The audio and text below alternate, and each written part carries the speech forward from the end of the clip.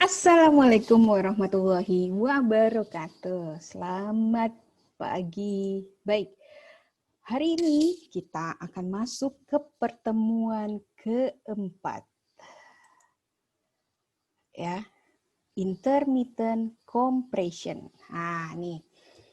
Seperti biasa, visi misi harus tahu ya. Ini buku ya, bukunya saya udah punya. Saya print. Saya suka baca, soalnya saya suka print karena saya harus coret-coret. Nah, apa itu IPC atau intermittent compression? Yaitu elektro yang menggunakan gelombang tekanan ya yang mengaktifkan pembuluh darah. Pembuluh darah yang mana? Pembuluh darah vena, limfe, dan arteri. Yang dominannya cuma dua, vena dan limfatik. Kalau arteri kan sudah ada pompa jantung, ya, jadi dia dibantu oleh jantung. Tapi kalau vena sama limfatik itu harus dibantu kalau ada permasalahan di vena atau di limfa. Nah, IPC sendiri ada dua jenis, yaitu ada dua bagian. Ada bagian upper extremity, ada bagian lower extremity. Jadi kalau ada pembengkakan di bagian lengan, itu menggunakan yang upper extremity. Kalau yang bagian bawah, yaitu lower extremity. Nah, menggunakan dua tekanan juga, ya, bisa menggunakan tekanan udara biasa atau tekanan udara dingin. Nah, itu biasanya dinamakan cryocompression, ya, itu. Nah, ini tekanan dari intermittent compression, ya. Kalau upper limb, ya kita bilangnya limb itu anggota gerak atas, anggota gerak bawah, bahasa Indonesianya. Atau ya kita harus familiar lah dengan bahasa Inggris karena kan salah satu visi misi internasional universitas adalah go internasional. Jadi harus terbiasa ya. Jadi jangan di Indonesia kan. Upper limb atau sisi bagian atas itu harus dengan tekanan sekitar 30 sampai 60 mm Hg. Kalau yang lower itu 40 sampai 80 mm Hg. Lalu kalau foot ini artinya adalah ankle ya. Kalau lower extremity itu mulai dari hip sampai ke ankle, kalau foot sendiri ankle sampai ke palang. Nah, di foot ini tekanannya 130 mm Hg. Harus lebih besar daripada yang lower extremity. Kenapa? Karena kebanyakan cairan itu semua jatuhnya pasti ke foot. Ya, semua cairan itu pasti akan menuju ke bagian distal. Jadi butuh tekanan tinggi untuk mempamping atau membawa kembali cairan ke jantung. Ya, semua jatuhnya ke distal. Nggak ada cairan itu jatuhnya ke proksimal, itu nggak ada. Semuanya jatuhnya ke distal.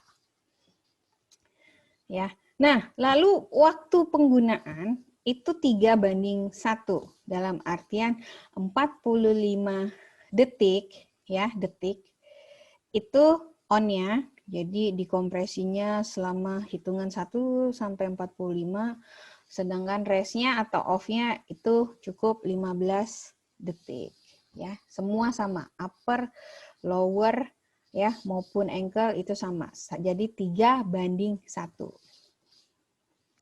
Nah, indikasi untuk intermittent compression untuk yang pertama adalah untuk kondisi di mana kalau ada pembengkakan atau edema. Edema ini macam-macam, bisa karena trauma, bisa karena memang pembuluh darah venanya yang bermasalah, bisa juga karena pembuluh limfatiknya. Jadi intinya kalau ada edema itu adalah cairan itu tidak bisa kembali ke pembuluh darah akibat ada permasalahan. Bisa karena ada sumbatan, bisa karena ada penebalan, macam-macam. Jadi IPC ini membantu supaya cairan itu tereksekusi. Lalu venous leg ulcer, ya ini lebih ke pembuluh darah vena. Lalu bisa DVT juga, deven thrombosis, ya, nanti bisa tahu DVT itu apa. Lalu ada venothromboembolism sama limb ischemic intermittent claudication. Nah, cirinya kalau intermittent claudication itu pada saat biasanya pada lower extremity, pada saat pasien itu jalan, itu biasanya timbul nyeri. Pada saat dia jalan atau saat dia aktivitas, dia timbul nyeri. Tapi pada saat dia berhenti atau tidak melakukan aktivitas atau dia duduk atau dia sebentar saja tidak bergerak, itu nyerinya berkurang. Nah, itu hati-hati.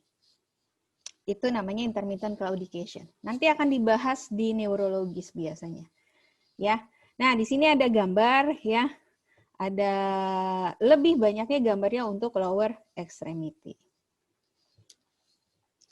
Nah, ini gambaran di mana kenapa di foot tadi tekanannya lebih besar dibandingkan upper limb, lower limb atau upper limb. Karena di ankle, khususnya di plantar, itu kalau saya sebutkan plantar harusnya udah paham ya.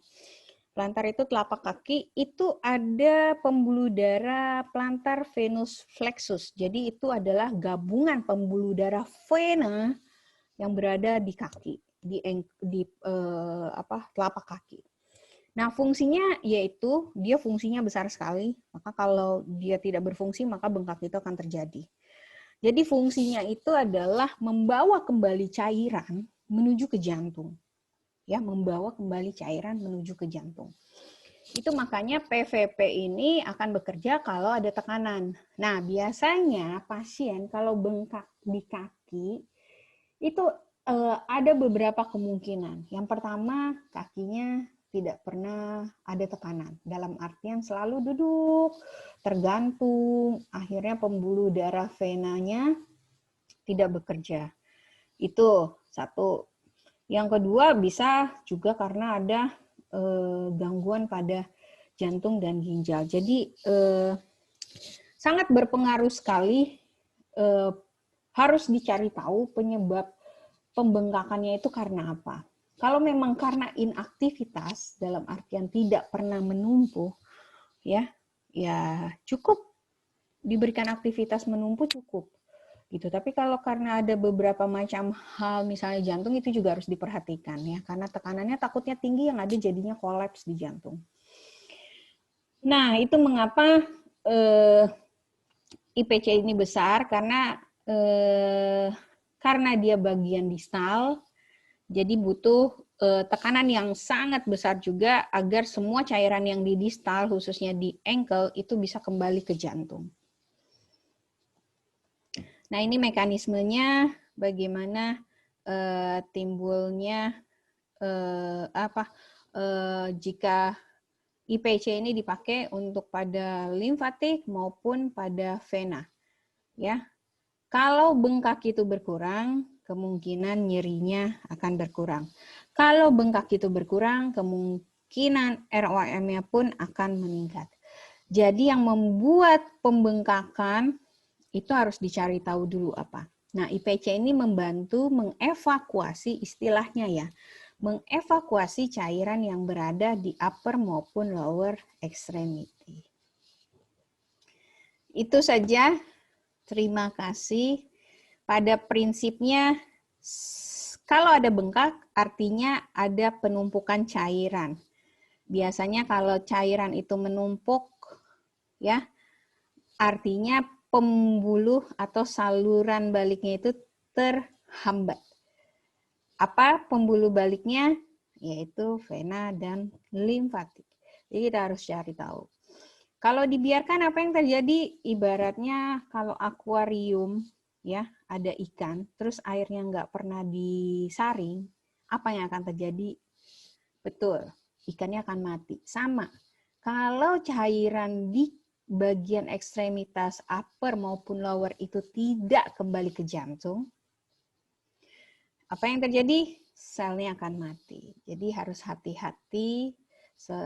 Kalau ada bengkak, langsung curiga, pasti dua saluran itu mengalami permasalahan. Jadi harus detail. Baik, itu saja. Terima kasih. Sampai ketemu di pertemuan selanjutnya. Wassalamualaikum warahmatullahi wabarakatuh.